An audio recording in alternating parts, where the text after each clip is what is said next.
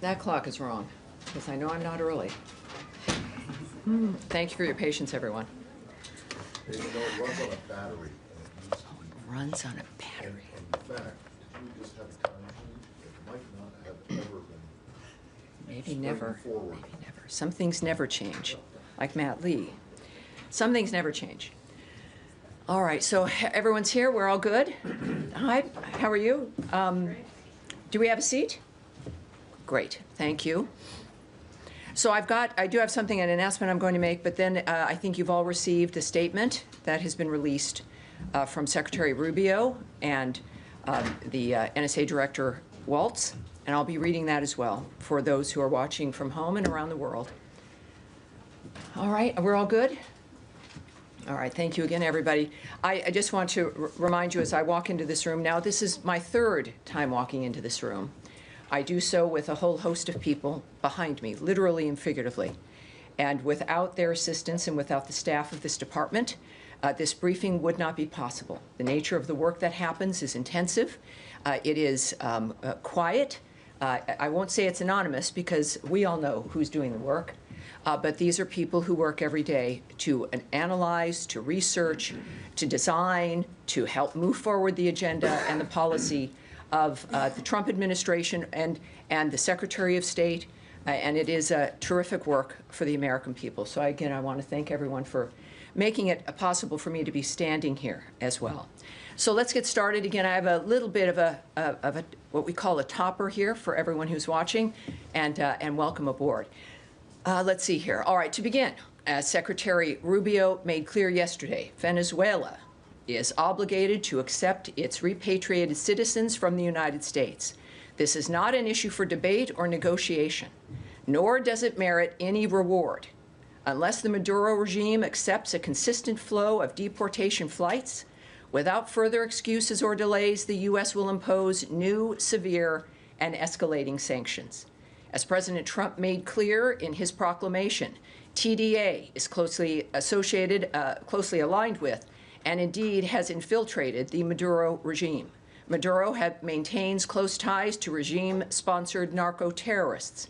The Maduro regime must accept back all Venezuelan aliens deported by the United States, especially their murderers, rapists, criminals, human traffickers, and other illegally present criminals in the United States. End of discussion. We will impose new and more severe sanctions upon any failure to do so or delays. Let me be clear, the United States government will enforce the laws of the United States. We will deport illegal aliens from our country, and we will have made clear that we expect countries to accept their nationals illegally present in the United States. We thank our partners in our region and around the world who are partnering with us to stop illegal immigration and combat vicious transnational crime. These efforts help all of us by making our entire region safer and more secure. On the Russia-Ukraine conflict, President Trump spoke with President Putin yesterday. As President Trump said, it was a good and productive phone conversation. Both President Trump and President Putin agreed on the need for this conflict to end with a lasting peace. They agreed, quote, the movement to peace will begin with an energy and infrastructure ceasefire, as well as technical negotiations on implementation of a maritime ceasefire in the Black Sea, full ceasefire and permanent peace. Today, President Trump spoke with President Zelensky. As President Trump said, it was, quote, a very good telephone call, with much of the discussion based on the call made yesterday with President Putin in order to align both Russia and Ukraine in terms of their requests and needs. In addition to these conversations, everybody's talking. Special Envoy Witkoff met with Putin last week. Last weekend, Secretary Rubio spoke with Foreign Minister Lavrov. And, of course, Secretary Rubio and National Security Advisor Waltz met with the Ukrainian delegation in Jeddah. Negotiations will continue in Saudi Arabia in the coming days. On reports of Russian strikes on civilian infrastructure overnight, attacks like these are precisely why President Trump is committed to peace. It is time for the death and destruction to stop and for an end to this senseless war.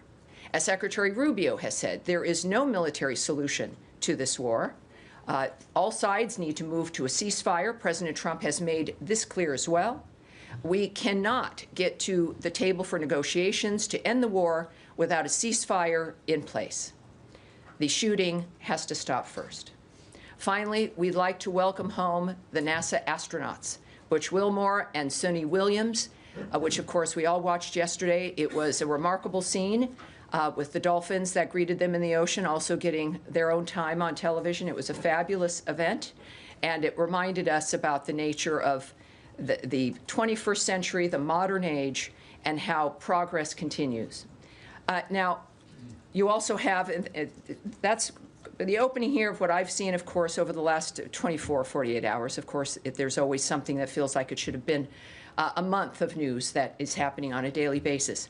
But we also have a direct statement, which I'm going to read to you as well, and to those who are watching from home or from their offices and from around the world, a statement from Secretary Rubio and the National Security Advisor, Mike Waltz. And this also directly addresses some issues that we're expecting to come up, certainly in the next week, and the nature of where things stand at this point. And so here is that statement from the Secretary of State and the National Security Advisor. Today, President Donald J. Trump and Ukraine's President Volodymyr Zelensky had a fantastic phone conversation. President Zelensky thanked President Trump for a productive start for the work of the Ukrainian and American teams in Jeddah on March 11th. The meeting of the senior officials from both nations significantly helped in moving toward ending the war. President Zelensky thanked President Trump for the support of the United States, especially the Javelin missiles that President Trump was first to provide, and his efforts towards peace. The leaders agreed Ukraine and America will continue working together to bring about a real end to the war, and that lasting peace under President Trump's leadership can be achieved. President Trump fully briefed President Zelensky on his conversation with Russian President Putin and the key issues discussed. They reviewed the situation in Kursk and agreed to share information closely between their defense staffs in the battlefield situation as the battlefield situation evolved. President Zelensky asked for additional air defense systems to protect his civilians, particularly Patriot missile systems. President Trump agreed to work with him to find what was available, particularly in Europe. The two leaders also agreed on a partial ceasefire against energy. The technical teams will meet in Saudi Arabia in the coming days to discuss broadening the ceasefire to the Black Sea on the way to a full ceasefire. They agreed this could be the first step toward the full end of the war and ensuring security. So let me just remind you here that that is technical teams. It will not be principals going to those negotiations. President Zelensky was grateful for the president's leadership in this effort and reiterated his willingness to adopt a full ceasefire. President Trump also discussed Ukraine's electrical supply and nuclear power plants. He said that the United States could be very helpful in running those plants with its electricity and utility expertise. American ownership of those plants would be the best protection for that infrastructure and support for the Ukrainian energy infrastructure. President Zelensky also thanked President Trump for continuing to push humanitarian concerns, including the exchange of POWs. He noted that they had just had a successful exchange and thanked the president for his leadership.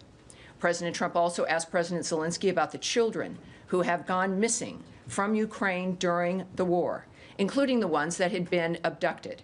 President Trump promised to work closely with both parties to help make sure those children were returned home. They agreed all parties must continue the effort to make a ceasefire work.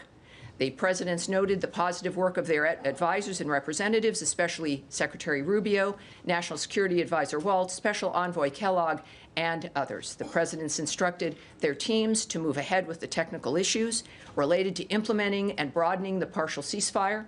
The presidents instructed their advisors and representatives to carry out this work as quickly as possible. The presidents emphasized that in further meetings, the teams can agree on all necessary aspects of advancing toward lasting peace and security. So we are closer to peace than, of course, we have been at any other point. But still, I know you might have some questions. I don't know why. And I'm here to answer those questions.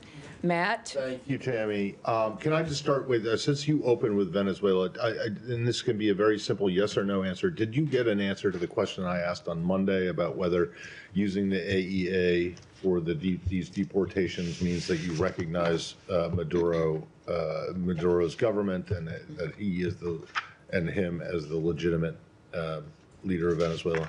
I do have an answer to that. You do? Okay. And the answer is no. No, okay. The answer is no. There is clearly, we've made it clear, and it's been obvious for quite some time, that Maduro is a dictator. It is a regime that we do not recognize. And we also understand, of course, that what we demand of him is something that has got to happen. I made that clear in my topper. The AEA proclamation is still valid, of course. That is currently being challenged in court, so I'm not going to comment on that litigation. But at the same time, it's not a regime we recognize. We don't recognize him as the president or a legitimate ruler at all. Okay. Right. Secondly, then, and again, these are going to be extremely brief. On Friday, the Secretary signed, along with Pete Hegseth and the head of the National Defense University, this order removing the head of USIP. That's the Institute for Peace. Yes. Yes. Correct. I'm curious to know when and where the Secretary signed this. Well, it's been signed. And I don't have the details of exactly where he was. He was in many places in the 21st century. But we were with him. Both yes, of us. but we weren't with him. We were on an airplane, and he was in the giant Secretary of State area that is away from us. He wasn't with you. He wasn't. Yeah. But there's plenty of ways in which something can be signed. And can you assure us that it was his signature was not done by auto pen? I've never known him to do that. Okay. But what I can tell you is that it was signed. Okay. It was signed. Yes, sir. Next all right. one, so next this one is like the Matt Lee show. Well, no. Yes, It's not Daphne. trying to, And Daphne, we can yes come. or no question. I was staying in the same region. Do you have anything? Can you tell us anything about Pete Morocco and his move from USAID? Well, Pete Morocco is returning to the State Department full-time as the Director of Foreign Assistance. An indispensable role in aligning all U.S. government foreign assistance with the President's priorities. So he is returning to that job, and you will, I'm sure, no doubt, be hearing from him in a variety of different ways. Okay. All right, now Daphne and Matt, that's it. Daphne, let's go. Tammy. No, excuse me. Three questions. Fine. Daphne. Thank you. So the White House has said that it has moved beyond the U.S.-Ukraine minerals deal. Has that already been agreed to and signed? Well, what I know is, and you've noted their comment, is that at this point we're dealing with a whole host of things. That is not something that is being addressed at this moment, so I can't say what the disposition is, but I would just refer you to how they commented on it. And could I just follow up on what you said about negotiations continuing in Saudi Arabia? Yeah. Who will be representing the U.S. in these talks between the technical teams with Russia? Well, it'll be senior staff. That's all I can tell you. So it will not be principals. It'll be senior staff addressing technical frameworks. And, of course, the timing is important. It'll be in the coming days. So when they said it would be quickly, as President Trump requested, it's happening quickly. And we'll see some results of that, I think, very soon. Yes? Just to follow up on that, Tammy, these technical talks, are they bilateral, trilateral? What is the format here? Are all of the parties going to be in one room? I think I think that's probably still being discussed or arranged, and so I can't really speak about the nature of the specifics of the arrangement, but it's enough to be able to work on, technically draw up and deal with the nature of what was agreed upon in the call between the two presidents, and there'll be people there who will be able to do that. And then on the issue of the abducted children, Yes. this was brought up in the Zelensky call according to that statement, but the administration has cut off the funding for the research into the abduction of these children, some 30,000, and there's reports that the data collected on these children could have possibly been deleted. Do you have any comment on the decision to terminate the funding and the whereabouts of the data? Well, the funding has been cut based on the assessments that we've been making regarding a whole host of funding, if it worked within our framework of what was in America's interest. What I can tell you, though, is also that the conspiracy theory or the fear or whatever it was about data being deleted is untrue. So that is false. The data exists. It was not in the State Department's control. It was the people running that framework, but we know who is running the data and the website, and we know fully that the data exists, and it's not been deleted, and it's not missing. So that's the good news. Why is it Yes, not in Michael. America's Michael. interest to track? Yeah, I'm sorry, Michael. Tammy, you referred early on in your opening about a ceasefire would apply to energy and infrastructure. Yeah.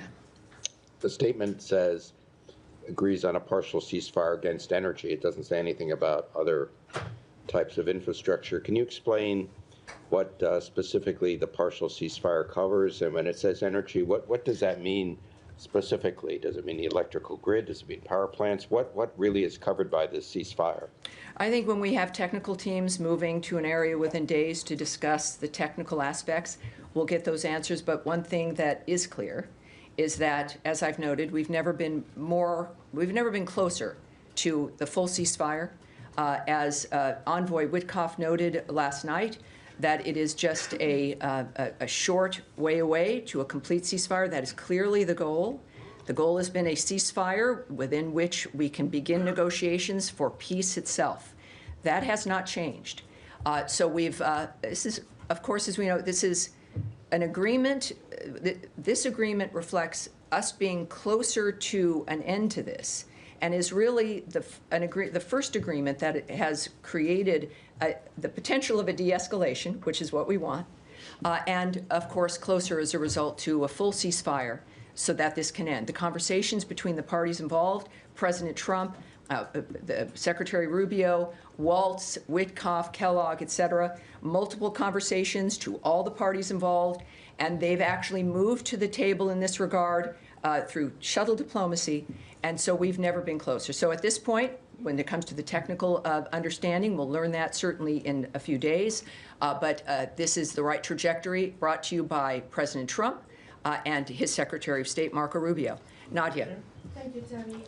Do you believe that diplomacy is still the best option to deal with Iran?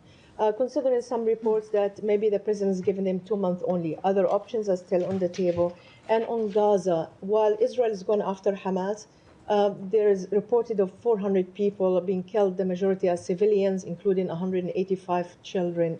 What is the United States doing to tell Israel to spare the life of civilians, or to avoid them at least? Well, first of all, on the question of Iran, it's been clear, Secretary Rubio has made it clear that, of course, as the world's top diplomat, that diplomacy matters. And we continue. Diplomacy includes, of course, there's a whole host of things in the toolbox for diplomacy, and the world understands this as well. So, of course, yes, diplomacy is the best way to handle the situation. And regarding, was it about The Gaza? civilian casualties in Gaza, including 108 children, have been killed. Yeah, it's horrible. This entire, it's the 21st century, and the savagery unleashed by terrorist groups, death squads of Iran, entities that have an investment in the suffering never ending, the use of people, the Gazans in particular, as cannon fodder for a dynamic that the world has decried for decades. And finally, we are here, and we've had enough of a conversation within the framework of this needing to end. And at the start, President Trump and Secretary Rubio demanded a new way of looking at how we end this framework of death and destruction, this cycle. And we are still in that process. And their demand that we can't continue on is made clear by the fact that Hamas had an offer, a bridge to continue on to the second phase, which they rejected. It was not a dynamic that was clearly going to end well in their rejecting it, but they did so anyway. And it's a horrible result of more decisions by Hamas that continue the suffering. But that has been the history. And so we not only decry the loss of life and the impact on children around the world, but enough to where President Trump has one term, and his focus has clearly been peace on this planet in every single fashion. And it will essentially be able to work because he's known to get results, he's known to be serious, and we're seeing it move forward. So it's a shame that Hamas has allowed this to occur, but look nowhere else other than the people who have facilitated this suffering from the beginning. The Trump administration, Secretary Rubio, the Department of State of this country are determined and are the ones working to make sure that this stops. And certainly the region understands that this is a real opportunity, finally, to change what's been happening in the world. Yes, sir. Tammy, can I? Yeah, staying in this region, please. I was just wondering if Secretary Rubio had any conversations since the strikes with his Israeli counterparts, and, are you trying to ensure that when Israel does these strikes using U.S. weapons that they're, targeting, being as careful as possible in their targeting? I can tell you that, of course, our teams, they're constantly in touch. There's been no phone call arranged yet, direct phone call between Secretary Rubio and Israeli counterparts or Israeli leadership. But of course, this is not a situation where if it's out of the news, the teams working to change the environment stop and leave an office or stop and just do something else. So this is a constant, as you might imagine, a constant effort on every element of foreign policy, certainly when it comes to war, ceasefires, ending conflict. So they're constantly working, and certainly we want peace. And we're working for this because we deplore the loss of life, as do the Israelis. These are things that are happening that none of us want to continue, and so it's difficult, but those conversations are ongoing. And of course, we stand with Israel in every circumstance. They are our ally, and we continue to work to make sure that this conflict that we're able to stop it. Yes, Saeed, please. Thank you, Tammy. I mean, just to follow up on Nadia's question, there were 180 Palestinian children that were killed and so on. And my question to you that, Israel has used like 100 fighter jets supplied by the United States of America. There's absolutely no ground-to-air defenses in Gaza, so there was no response whatsoever. And that, hence the quest for restraint and so on, that the U.S. probably should ask Israel. On the issue, the humanitarian issue, it's not only the bombing. I mean, there was a humanitarian catastrophe to begin with the holding of the aid and so on, and now we have this situation. Is the United States concerned that there is a looming catastrophe, probably of apocalyptic,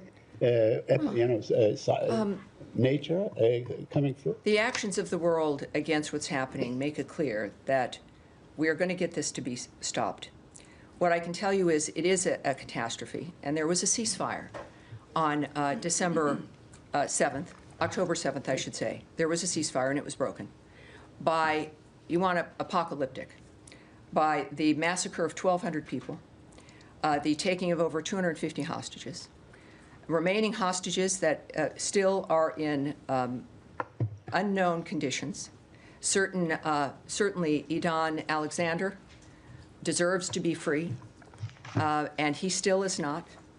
So when we think about why we're in this situation, let us not forget. We talk about never forgetting certain things that happen, and it's important to keep reminding people of the things what sparked this, the obscenity of October 7th, the obscenity of this wholesale massacre that was videotaped, involving the slaughter of children, of babies, of women being raped as then they're murdered while they're being raped in front of some things are so difficult, we choose to not think about them or hold them in our consciousness because we can't. But in this situation, it is a mistake to look at dynamics within a section of what has occurred and remember the history of what has led us here and the extraordinary surprise at the American approach, the Trump approach, to try something new because this can't continue. As a civilized world, it can't continue. So yes, we decry everything that is going on, which is why we are doing what we are doing now. A quick follow-up All right. on Yes, the sir. solution. just want to follow up there on the material point about, the State Department is bound by the Leahy laws and other laws of the United States when it supplies weapons to its ally Israel. The point has been made that over half of these casualties, or those killed, were women and children. So is there a process underway in this building to assess if those actions using American weapons were compliant with international law? Well, what we do, we work and apply international law. We apply certainly our applicable U.S. laws, I should say. And that is something, of course, that we are committed to. That's what we ask of others to do, and that's what we're doing. Yeah. Yes, ma'am. Is it okay if I shift regions? I'm sorry? Can I shift away from Are we going to shift region? You have a few more questions here. I will come right back to you. There. Yes, sir. Thanks, Tammy. A couple questions. Number one, on the Israel-Hamas unraveling of the ceasefire. I understand the U.S.'s position. What about the actual plan? The first time around, there was an immense political investment made in garnering a ceasefire.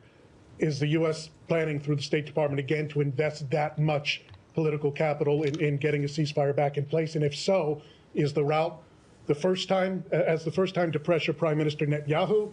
Is it now to pressure Qatar to lean on Hamas? What is the plan of action here? Well, first, I'm not going to discuss negotiations or diplomatic conversations or plans that might be emerging or not.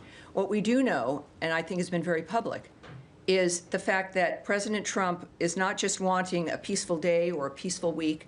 Secretary Rubio is not flying around to speak with his counterparts, to handle summits and speaking with the parties involved so that we can have a peaceful fortnight.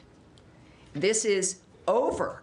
It is over. The people, all of us are subjected, certainly not as much as the people on the ground in the Middle East.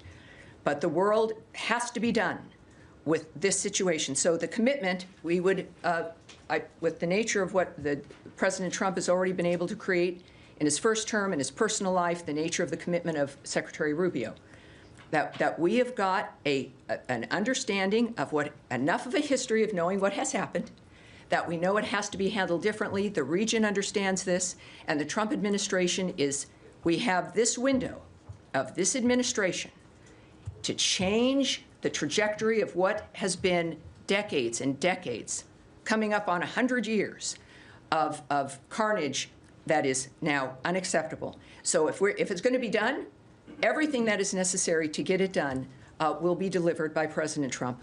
One other question for Yes, ma'am. Thank you, Tammy. I have two questions, and Russia, North Korea, and South Korea. First question, South Korea. It was revealed that the former Biden administration classified South Korea as a sensitive country in the Department of Energy in January 2025. What is the specific reason for classifying South Korea as a sensitive country, and what is the Trump administration's stance on allies? And all right, so let me answer that. Is that, in fact, I have to refer you to the Department of Energy, all right? So that's the Department of Energy designation. Okay. And also, obviously, I'll reiterate, is that the United States greatly values the close relationship we have with the Republic of Korea on scientific research collaboration, and we look forward to continued robust cooperation. So that's my answer there, and I promised you I would come to you. Can I have one more Russia? Russian Dept. Do you want to cede? Yeah. All right. Yeah, thank you. Maybe I ask and then you go back. All right, well, let's do that. All right, go ahead. I'll be back with you. Sure. Because we're off the region anyway. Yes, ma'am. I want to ask about the case of this missing spring breaker in the Dominican Republic who's feared to have drowned. Authorities in the country have effectively detained an American college student who's a witness in the case by withholding his passport. Is the State Department working to bring him home? Well, you're talking about Joshua Ribe, if I'm saying his last name right, yes. So we, and I say this often, and we'll probably be saying it a lot more, is that there is no higher priority than the safety and security of U.S. citizens who are overseas. That matters to us. We're aware of the situation, certainly, and we take seriously our commitment to assist U.S. citizens abroad. It is a situation where I can't discuss certainly specifics, but we know that the U.S. Embassy is in communication with him, and his family and his lawyer, and we are providing consular assistance as well. So that's where I have to set it, and I hope that answers the question. Is that right? All right, we'll go back here. Thank you again. So about Russia, yes? Yes, Russian Deputy Foreign Minister Rudenko visited North Korea last weekend and discussed the war in Ukraine with North Korean Kim Jong-un. How does the Trump administration concerns about the military cooperation between Russia and North Korea, but the Russians, they still want to remain the North Korean troops in Russia, Moscow? Thank you. Right, so asking about the nature of our reaction to Russia and North Korea and their alliance, essentially. So we know, of course, that's a perfect example of how third countries, like the DPRK, have perpetuated this war. So this is a dynamic that other countries are involved in, and certainly very specifically the DPRK. And they bear responsibility for the nature of what's going on. We continue to be concerned about their direct involvement in the war, their military deployment to Russia, and any support provided by the Russian Federation to North Korea in return also must end. So they're realizing the situation is changing, and that's good news, but we certainly, I think it's been made very clear the difference. Thank you. Yes, ma'am. Thank you.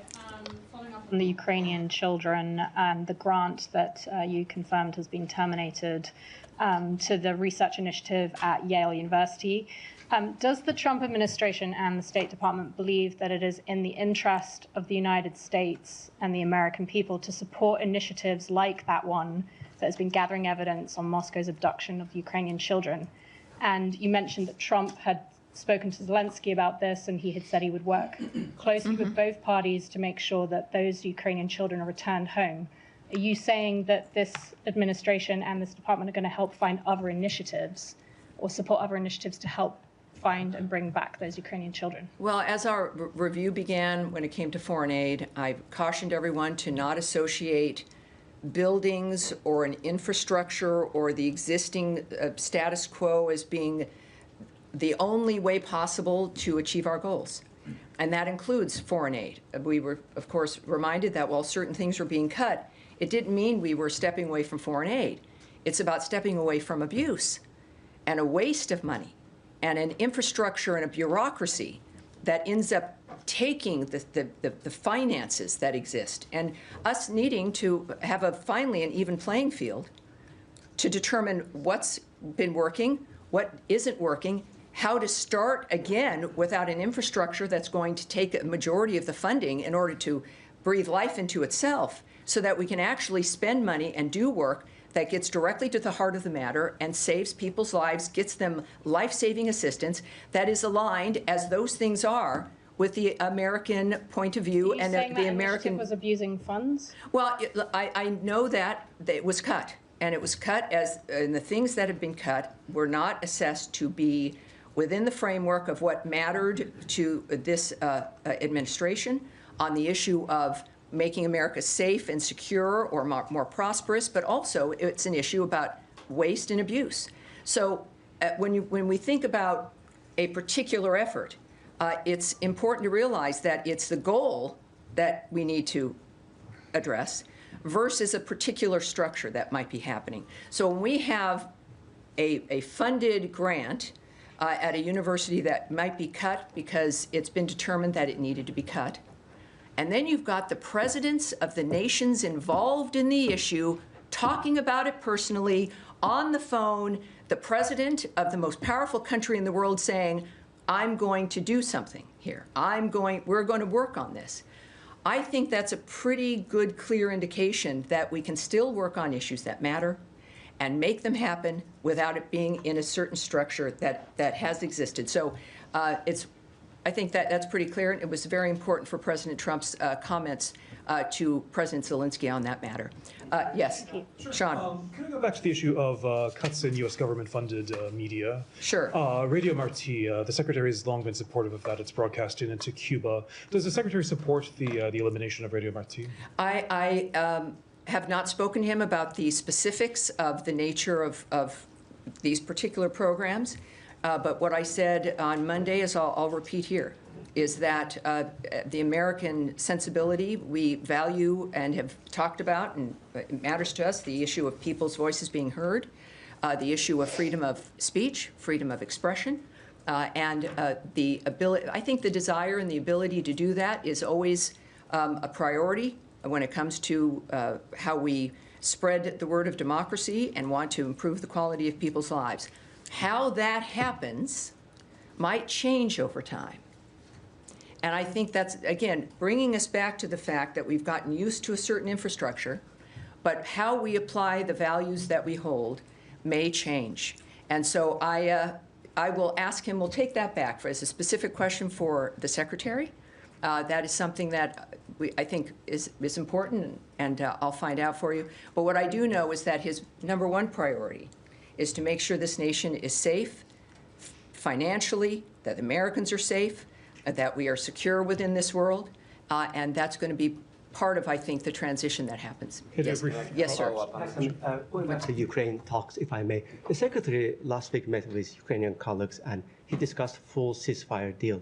And he gave a press conference, the latest one I think was in Canada, where he said that, when we're going to talk to Russian leadership, we will know if they say no, I'm going to quote the Secretary, it will tell us a lot about their goals, and what their goals are, and what their mindset is.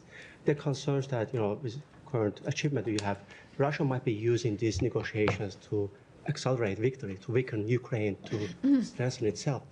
Energy, infrastructure deal or ceasefire will help Russia more than Ukraine. Because right now winter's over. There's lots of conversations that we have that are suppositions and what we imagine because of our own experience and what we think may or may not happen. But there's something very specific happening right now. Conversations between the top leaders, conversations between all the parties involved, measures so that people will be meeting in the coming days to get to specifics. No one's waiting for the next week to maybe have another call, to maybe figure out something, maybe you'll show up. These are specific actions that are being taken immediately. So we've been in this really fast environment where everything's happening fast. The good news is, so is peace. We've never been closer. So there's all kinds of reasons that might be informing President Putin's reasoning. I don't know, and I'm not going to guess at what those are. What I do know is what President Trump is doing, the hard and fast framework of what we expect in the next few days in Saudi Arabia, the people who are committed to this, and that everyone now is at a table to get this to the same goal. Thank you. If I may. Yeah, all right. Daphne. Just a question on Turkey. President Erdogan's main political rival has been detained on charges of corruption and aiding a terrorist group. What's the U.S. stance on this? Do you have any concerns? Well, we would encourage Turkey to respect human rights, to handle its own internal framework appropriately. We're not going to comment on the decision-making, the internal decision-making of another country, but except to remind them that we expect them to behave in a manner that respects the rights of all of its citizens. I think that's pretty obvious, but it's good to repeat. Yes, sir. Standing. Yes, sir. Thank you very much. Tammy. In Pakistan, the most popular leader, Imran Khan, has been in jail now for last. Could you introduce yourself too? First time seeing you. Jalil. Nice to meet you, sir. Thank you, Tammy. In Pakistan, the most popular leader with a majority number of seats in the parliament, Imran Khan, and the biggest charity collector as well, has been languishing in jail since last 2 years. And in 2 years, everything in the country, whether it is the democracy, whether it is the women's rights, everything has been shattered since last 2 years. President Trump was talking a lot about Pakistan before the elections, and thousands of his new voters in the U.S. and millions of Pakistanis are expecting him to take some sort of action with regard to that country. Do you have anything in mind or have heard anything the president said? Well, what I can tell you, as I've just noted about Turkey, is I'm not going to comment on the internal frameworks of another country. I do know that, what's it been, 8 weeks? President Trump's been here 8 weeks? Yes. And it's a lot's going on, right? Regarding his intentions and actions, you can reach out to the White House.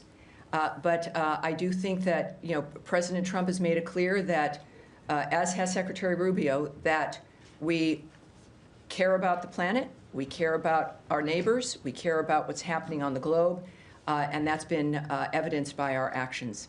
So, thank you, sir. Yes. All right, now, go with you. I've been skipping around you here, and there's no reason for that. Switching to deportations, if I may, couple questions.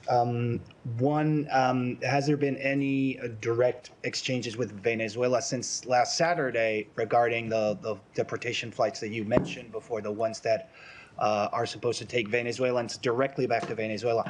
And also, I'd like to know if there's any details that can be shared regarding an agreement with El Salvador in regards of El Salvador incarcerating members of Tren de Aragua organization. Thanks. Well, I think we know of one request that El Salvador had, which is they wanted 2 of the worst MS-13 members deported back to them. And we said, okay. So they got those 2 MS-13 gang members. What we also know when it comes to El Salvador is they're dedicated to working with partners to end the crisis of illegal immigration, is committed to accept certain individuals removed from the United States, including the TDA members. And they also, besides the MS-13 members, they also requested 21 of its most wanted gang members who are El Salvadoran to go back as well. So we accommodated that also. And we plan to work with Congress to provide assistance to support El Salvador's correction system, which seems fair. And on Venezuela, you're asking if there's been any more. Well, I think the message I mentioned at the top of this briefing was that they've got to start doing it, or there's going to be serious problems. There's going to be sanctions, and we will be reacting. So they've been told they've got to. At this point, I don't believe any more certainly has moved, and certainly some of this we're looking at the judge's order, et cetera. But what we do know is that deportation flights will continue to other countries and other regions. All right. Oh, yes, please. Yes, Nick. On Friday, Special Envoy Grinnell announced that Venezuela had agreed to accept the repatriation flights. Well, that's nice. It's nice to say so, and doing it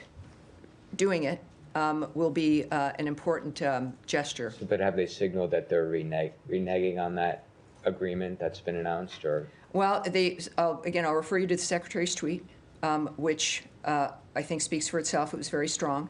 President Trump said also that Maduro has not been taking Venezuelan deportees back fast enough. And this is not something that will be negotiated. Also, nor does it merit any reward of any sort. And also, if he does not accept the return of the deportees, of course, we will start to employ escalating sanctions. So it is about what our requirements are for well, I'll just leave it at that. I was going into my talk radio mode, and that was not going to be appropriate. Yes, sir. Thank you very much. From Al Jazeera. Very good. Nice to meet you. I just want to go back to the statement about Ukraine, in which it is stated that American ownership of power plants within Ukraine would be a way of guaranteeing their protection. Is we talking about physical ownership, taking over ownership of the plants from the Ukrainian authorities? Well, again, that comes from President Trump, who is one of the best businessmen we think has ever been around, and he knows how to make deals. And there's a serious consideration, in fact, that if you have an American-owned entity via a company, perhaps not certainly the government necessarily, that creates, I think the presumption is that it creates a deterrent to strike, that you have also an economic partnership that increases the economic viability of a nation, the general, certainly infrastructure stability of a nation. When you have people running your infrastructure, or in a particular part of the infrastructure, who know what they're doing And that maintains not just the economic framework, but also a security framework because of the nature and the need for energy.